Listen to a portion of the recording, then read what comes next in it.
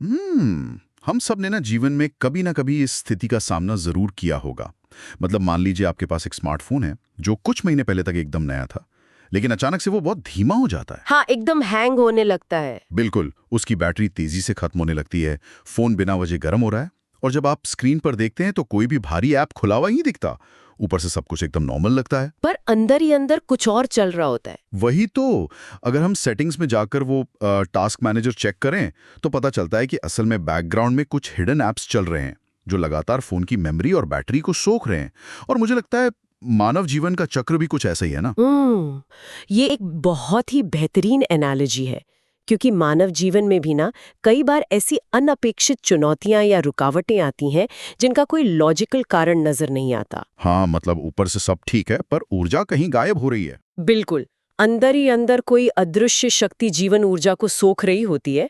और इसी अदृश्य शक्ति या बैकग्राउंड एप्स को समझने का ज्योतिष में एक बहुत ही सटीक तरीका है जिसे हम D30 चार्ट या त्रिशांश कहते हैं। अच्छा, तो आज की हमारी इस गहरी चर्चा का फोकस यही D30 चार्ट है। हाँ, और हमारी इस चर्चा का जो मुख्य आधार है वो एस.एन. पांडे जी के बहुत ही विस्तृत नोट्स हैं जिनका शीर्षक है अरिष्ट और संचित कर्मों का विश्लेषण। तो आज का हमारा मिशन यही है कि हम पांडे जी के इन शोधपूर्ण नोट्स के जरिए समझें कि ये जो रहस्यमयी चुनौतियां हैं और आत्मा के पिछले जन्मों का जो बैगेज है वो आपस में जुड़े कैसे हैं। एकदम सही। लेकिन देखिए, इस विषय में गहराई तक जाने से पहले ये समझना बहुत जरूरी है कि D30 कोई नॉर्मल जन्म कुंडली नहीं है। मतलब अगर हमारी जो मुख्य कुंडली होती है D1, वो अगर हमारा भौतिक शरीर है तो D30 उसका एक्सरे है। एकदम परफेक्ट। वो एक एक्सरे है जो हमारी आत्मा के भीतर छिपे हुए कर्मों के दोषों को या फ्रैक्चर्स को सामने लाता है। ये एक्सरे वाली बात बहुत जरूरी है, क्योंकि अक्सर समाज में जब भी ये अरिष्ट शब्द इस्तेमाल होता है तो लोग इसे किसी अंधविश्वास या श्राप से जोड़ लेते हैं। मतलब लोग सोचते हैं कि ये बस कोई बैड लक है या कोई बुरी नजर लग गई है। हाँ, और पांडे जी के नोट्स पढ़ने के बाद सबसे पहली धारणा यही टूटती है, अरिष्ट कोई जादुई प्रकोप या बाहरी दानव नहीं है। तो फिर ये असल में है क्या? अगर हम इसकी मूल भौतिकी को समझे ना, तो अरिष्ट असल में एक तरह का घर्षण है, मतलब एक फ्रिक्शन। फ्रिक्शन किस चीज के बीच? ये फ्रिक्शन होता है हमारे पिछले जन्म के संस्कारों, यानी वो आदतें और अधूरे काम जो चेतना अपने साथ लेकर आई है, और इस जन्म में हम जो वर्तमान कर्म कर रहे हैं उनके बीच। अच्छा, मतलब पुरानी अधूरी ऊर्जा और आज की परिस्थितियां जब आपस में टकराती हैं तो वो जो चिंगारी निकलती है उसे ज्योतिष में अरिष्ट कहते हैं। बिल्कुल, ये पूरी तरह से कॉज एंड इफेक्ट यानी कारण और परिणाम का विज्ञान है। यार, ये तो बहुत तार्किक बात है। मतलब ये कोई बाहरी शक्ति नहीं है जो हमें परेशान कर रही है, बल्कि ये हमारे ही पुराने कर्मों का हिसाब किताब है। हाँ, जो आज की सच्चाई से टकरा रहा है। जब जीवन में अचानक कोई बड़ा तूफान आता है तो इंसान खुद से पूछता है कि आखिर ये मेरे साथ ही क्यों हो रहा है। और आज का हमारा ये अध्ययन उसी क्यों की जड़ तक पहुंचने की कोशिश है। बिल्कुल। पर यहाँ एक बुनियादी सवाल खड़ा होता है। हमने ये तो मान लिया कि अरिष्ट एक फ्रिक्शन है जो पेंडिंग कर्मा से आता है, पर कुंडली का वो कौन सा हिस्सा है जो इस पेंडिंग कर्मा का ट्रिगर पॉइंट है? देखिए, यही वो बिंदु है जहां स्रोत सामग्री में हमें विद्वानों के बीच एक बहुत ही रोचक बहस देखने को मिलती है। अरिष्ट कोई हवा से तो पैदा होता नहीं है। अब इसे किस भाव या घर से देखा जाए, इस पर 3 अलग-अलग विचारधाराएं हैं। अच्छा, वो कौन सी है? पहली और सबसे पारंपरिक मान्यता ये कहती है कि अष्टम भाव यानी 8वां घर उन अरिष्टों को दर्शाता है जो हम पिछले जन्मों से साथ लेकर आए हैं। 8वां घर मतलब पास्ट लाइफ। ठीक है। दूसरी विचारधारा मानती है कि दशम भाव यानी 10वां घर वर्तमान जन्म के कर्मों से पैदा होने वाले अरिष्ट को दिखाता है। और तीसरी विचारधारा थोड़ी अलग है। उसका तर्क है कि लग्न यानी हमारा पहला भाव इस वर्तमान जीवन के अरिष्ट का मुख्य कारण है। हाँ, एक मिनट। ये 8वां और 10वां भाव वाला तर्क तो समझ में आता है, लेकिन ये जो लग्न वाला तीसरा मत है ये मुझे तार्किक रूप से थोड़ा अजीब लग रहा है। ऐसा क्यों? मतलब अगर हम लॉजिकली सोचें तो लग्न का सीधा सा मतलब है इंसान का जन्म होना। अब कल्पना कीजिए, एक नवजात शिशु है जिसने अभी दुनिया में पहली सांस ली है। उसके इस जीवन के कर्म तो अभी बिल्कुल शून्य है ना। उसने तो आकर कोई नया काम किया ही नहीं। तो फिर लग्न उसके वर्तमान जीवन के दुखों को कैसे दर्शा सकता है? बिना कुछ किए फल कैसे मिल सकता है? अरे वाह, ये आपने बहुत ही सटीक तार्किक विश्लेषण किया है। और सच कहूं तो इसी विसंगति के कारण पांडे जी और कई वरिष्ठ विशेषज्ञ इस लग्न वाले सिद्धांत को पूरी तरह से किनारे कर देते हैं। हाँ, क्योंकि वो लॉजिकल नहीं बांटता। बिल्कुल। नवजात शिशु के पास इस जन्म का कोई संचित कर्म होता ही नहीं है। इसीलिए सूक्ष्म विश्लेषण में पूरा ध्यान अष्टम भाव और दशम भाव पर ही होता है। तो हम अष्टम और दशम को कैसे समझें? इसे ऐसे समझिए कि अष्टम भाव एक अंधेरा गोदाम है। अच्छा। जहां पूर्व जन्म के सारे दोष, सारे अधूरे काम दबे पड़े हैं। ये अतीत का बोझ है। वहीं जो दशम भाव है वो फैक्ट्री है जहां इंसान इस जीवन में नए कर्म कर रहा है। ओहो, मतलब जब ये वर्तमान की फैक्ट्री उस पुराने गोदाम के कच्चे माल का गलत इस्तेमाल करती है, तब जाकर जीवन में धमाका होता है। एकदम सही पकड़े हैं आप। अतीत का गोदाम और वर्तमान की फैक्ट्री, ये बहुत बढ़िया था। और इस पूरी प्रक्रिया को समझने के लिए ना, नोट्स में भाव और ग्रहों के बीच एक बहुत ही शानदार वर्गीकरण किया गया है। हाँ, वो इरादे बनाम नतीजे वाला कंसेप्ट। ये समझना D30 चार्ट की चाबी है। आमतौर पर लोग सोचते हैं कि भाव और ग्रह एक ही चीजें हैं। पर असल में ऐसा है नहीं। बिल्कुल नहीं। स्रोत में ये बहुत स्पष्ट है कि जो भाव होते हैं वे इंसान की इच्छाओं और उसकी नियति को दर्शाते हैं, यानी डिजायर्स और इंटेंशंस। भाव सिर्फ एक खाका है। लेकिन जो ग्रह होते हैं और उन भावों के जो स्वामी या लॉर्ड्स होते हैं, वे वास्तविक कर्म और उससे पैदा होने वाले ठोस परिणाम यानी एक्शन को दर्शाते हैं। अगर मैं इसे एक बहुत ही रोजमर्रा के सिनेमैटिक उदाहरण से समझाऊं, हाँ बताइए। तो जो भाव है ना, वो किसी सस्पेंस या क्राइम थ्रिलर फिल्म की एक बाउंड स्क्रिप्ट की तरह है। उस स्क्रिप्ट में सारे इरादे, साजिशें और नियत लिखी हुई हैं, पर वो कागज का बंडल खुद उठकर तो मर्डर नहीं कर सकता ना। बिल्कुल नहीं कर सकता। दूसरी तरफ जो ग्रह हैं वो असली एक्टर्स हैं, जो स्क्रीन पर आते हैं, डायलॉग बोलते हैं, ट्रिगर दबाते हैं और उस कागजी घटना को एक असली परिणाम में बदल देते हैं। ये बहुत ही बढ़िया उदाहरण दिया आपने। और अगर हम इस स्क्रिप्ट और एक्टर वाली समानता को सीधे D30 चार्ट पर लागू करें तो हमें बहुत गहरे रहस्य दिखते हैं। जैसे कि? चलिए सबसे पहले वापस अष्टम भाव पर चलते हैं, हमारा पुराना गोदाम। अब इस भाव का जो स्वामी होगा यानी अष्टमेश, जो कि हमारा एक्टर है, वो इस चार्ट में जिस भी भाव में जाकर बैठेगा वो जीवन के उस क्षेत्र में एक मिसिंग पॉइंट पैदा कर देगा। ये मिसिंग पॉइंट वाली बात मनोवैज्ञानिक स्तर पे बहुत दिलचस्प है। मतलब इंसान उस क्षेत्र में चाहे जितनी मेहनत कर ले, उसे हमेशा एक खालीपन का एहसास रहेगा, है ना? हाँ एकदम, वो खालीपन। जैसे अगर किसी का अष्टमेश रिश्तों के भाव में बैठ जाए तो वो इंसान रिश्तों में अपना 100% भी दे दे, फिर भी उसे एक अनजानी दूरी या असंतोष महसूस होगा। क्योंकि वो उसके पिछले जन्म का पेंडिंग कर्मा है, जिसे इस जन्म में सिर्फ महसूस किया जा सकता है, भरा नहीं जा सकता। बाप रे, ये तो काफी भारी बात है। भाव यानी हमारी फैक्ट्री। नॉर्मल कुंडली में दशम भाव हमारे करियर और कर्म का होता है, हमें जीवन में क्या करना है। लेकिन D30 चार्ट में जो कि छिपे हुए दोषों का एक्सरे है, यहाँ इसकी भूमिका एकदम उलट जाती है। यहाँ दशम भाव उन कर्मों का संकेत देता है जिन्हें इस जीवन में हर हाल में टालना चाहिए। हाँ, एक सेकेंड, ये तो बहुत चौंकाने वाली बात है। नॉर्मल एस्ट्रोलॉजी में दशम भाव हमारी टू डू लिस्ट है, पर D30 में ये हमारी टू डोंट लिस्ट बन जाता है। एकदम सही। ये वो सूची है जो चेतावनी देती है कि किन रास्तों पर भूलकर भी कदम नहीं रखना है। क्या बात है। और यही इसका सबसे बड़ा रहस्य है। दशमेश की स्थिति ये बताती है कि कोई इंसान अपने किन फैसलों या आदतों से खुद के लिए मुसीबत पैदा करेगा।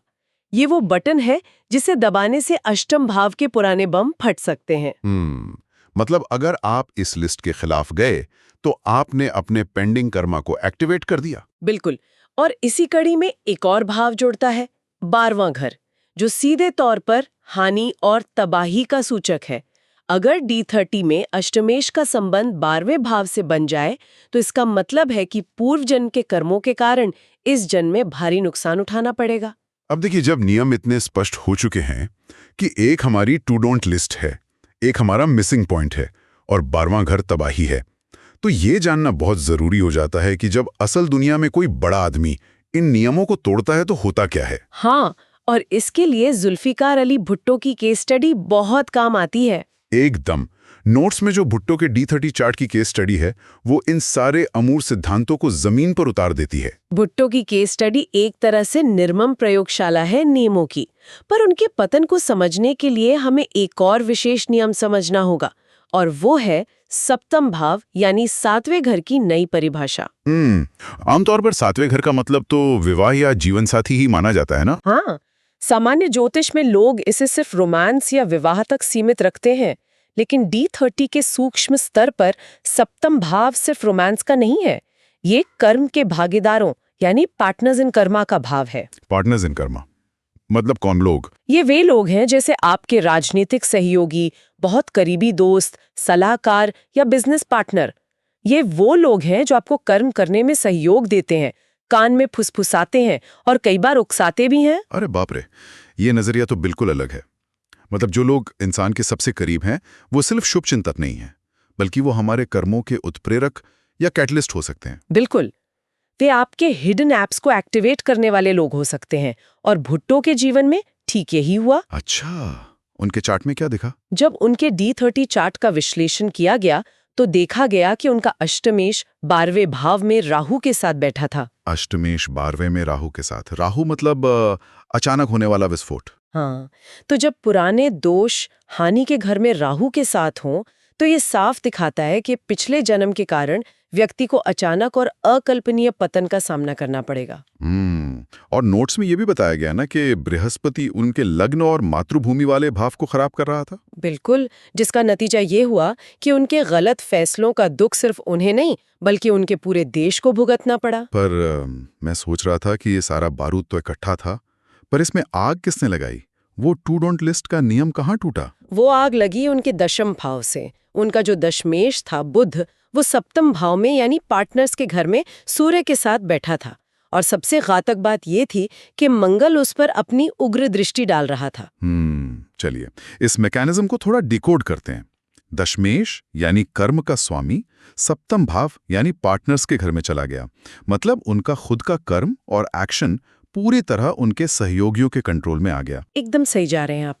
अब इसमें ग्रहों के स्वभाव को जोड़िए। बुध है बुद्धि का ग्रह, और सूर्य है आपके धर्म या सही निर्णय का प्रतीक। जब बुध और सूर्य सप्तम भाव में गए तो भुट्टो की बुद्धि और उनका धर्म दोनों उनके सलाहकारों के प्रभाव में आ गए, और ऊपर से मंगल की दृष्टि। मंगल युद्ध और उग्रता का ग्रह है। उनके सप्तम भाव के जो पार्टनर्स थे उन्होंने मंगल के प्रभाव में आकर उन्हें लगातार आक्रामक कदम उठाने के लिए उकसाया। मतलब जो एक्टर्स थे उन्होंने पूरी स्क्रिप्ट को हाईजैक कर लिया। मंगल के उकसावे में आकर उनकी बुद्धि भ्रष्ट हो गई और उन्होंने अपनी टू डोंट लिस्ट को पूरी तरह नजरअंदाज कर दिया। बिल्कुल, उन्हें जिन चीजों से बचना चाहिए था उनके भागीदारों ने उन्हें ठीक वही करने के लिए प्रेरित किया। परिणाम क्या हुआ? उन्होंने अपना धर्म खो दिया, और इतिहास गवाह है कि उनका पतन कितना दुखद था। ये केस स्टडी सच में हर उस इंसान के लिए एक वार्निंग है जो ये नहीं समझता कि उसके सलाहकार उसे किस हद तक बर्बाद कर सकते हैं।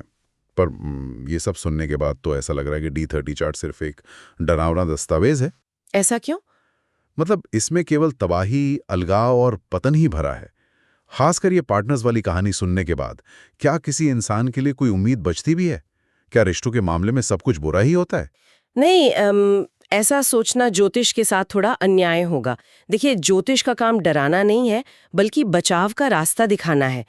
इन नोट्स में रिश्तों को लेकर एक बहुत ही स्पष्ट अपवाद या एक्सेप्शन दिया गया है। अच्छा, वो क्या है? अगर किसी व्यक्ति के D30 चार्ट में सप्तमेश शुक्र के साथ बहुत मजबूत स्थिति में हो तो परिणाम पूरी तरह से पलट सकते हैं। शुक्र के साथ मजबूत होने का मतलब क्या ये अरिष्ट को खत्म कर देता है? देखिए, शुक्र कूटनीति, प्रेम और संबंधों को बांधे रखने वाला ग्रह है। अगर सप्तमेश शुक्र के साथ बली है तो वहां भले ही राहु केतु जैसे कितने भी विच्छेदकारी ग्रह क्यों ना हो, तलाक की संभावना न के बराबर रह जाती है। अरे वाह! ये एक मनोवैज्ञानिक सुरक्षा कवच बन जाता है। बाहर चाहे कितनी भी बड़ी अरिष्ट की आंधी चले, वे संबंध आपस में एक अदृश्य गोंद से जुड़े रहते हैं। रिश्ता उस दबाव को झेल जाता है। ये तो बहुत ही राहत देने वाली बात है। इसका मतलब है कि सिस्टम के भीतर ही एक शॉक एब्जॉर्बर मौजूद है जो झटकों को सोख लेता है। बिल्कुल, और सिर्फ रिश्तों की बात नहीं है। महर्षि पराशर का एक बहुत ही सकारात्मक सिद्धांत भी है इसमें। वो क्या कहते हैं?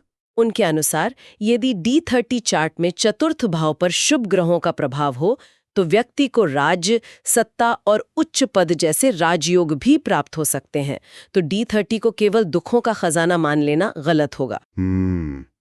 तो इन सभी बातों को सुनकर एक बात एकदम साफ हो जाती है कि अरिष्ट का मतलब हर बार विनाश नहीं होता, ये बस एक ऊर्जा है। यही इस चर्चा का सबसे अहम निष्कर्ष है। अरिष्ट का परिणाम इंसान की अपनी समझ या उसकी चेतना पर निर्भर करता है। अगर इंसान अज्ञानी है और सिर्फ गुस्से में काम करता है तो ये अरिष्ट तबाही बन जाता है। लेकिन अगर वो आत्मविश्लेषण करे तो ये अरिष्ट महज एक चुनौती बनकर रह जाता है, जिसे वो अपनी सूझबूझ से पार कर सकता है और मजबूत बन सकता है। क्या बात है। अगर आज के इस पूरे विश्लेषण को कुछ लाइनों में समेटना हो तो मैं तो यही कहूंगा कि D30 चार्ट हमारी आत्मा का एक ऐसा ड्राइविंग लाइसेंस है जिस पर हमारे पिछले जन्म के चालान का पूरा रिकॉर्ड है। बिल्कुल। और हमारा दशम भाव उस सड़क का स्पीड लिमिट बोर्ड है जो बताता है कि हमारी टू डोंट लिस्ट क्या है। जो इस स्पीड लिमिट को इग्नोर करेगा उसका एक्सीडेंट तो होगा ही। ये बहुत ही सटीक उपमा है और इस अध्ययन का उद्देश्य भी यही है कि ये ज्ञान सिर्फ किताबों के लिए नहीं है, ये आत्ममंथन के लिए है। हम सभी को रुककर सोचना चाहिए कि हमारी टू डोंट लिस्ट क्या है। एकदम सही। हम बार बार ऐसी कौन सी गलतियां कर रहे हैं जो हमारी ऊर्जा सोख रही हैं, और शायद इससे भी बड़ा सवाल यह है कि हमारे कर्म के भागीदार कौन हैं। हमारे आसपास के लोग हमें सही रास्ता दिखा रहे हैं या भुट्टो के सहयोगियों की तरह हमारे दोषों को हवा दे रहे हैं। ये एक बहुत ही गंभीर विचार है। हाँ, और इसी पर एक बहुत बड़ा दार्शनिक सवाल पैदा होता है जिसके साथ मैं इस चर्चा को खत्म करना चाहूंगा। यदि हमारे कर्म के भागीदार हमारे संचित कर्मों को ट्रिगर करने में इतनी बड़ी भूमिका निभाते हैं तो क्या ऐसा हो सकता है कि जिन्हें हम अपने जीवन के सबसे करीबी दोस्त या सलाहकार मानते हैं वे वास्तव में हमारी फ्री विल को परखने के लिए ब्रह्मांड द्वारा रची गई सबसे कठिन परीक्षा हों? इस पर विचार जरूर कीजिएगा।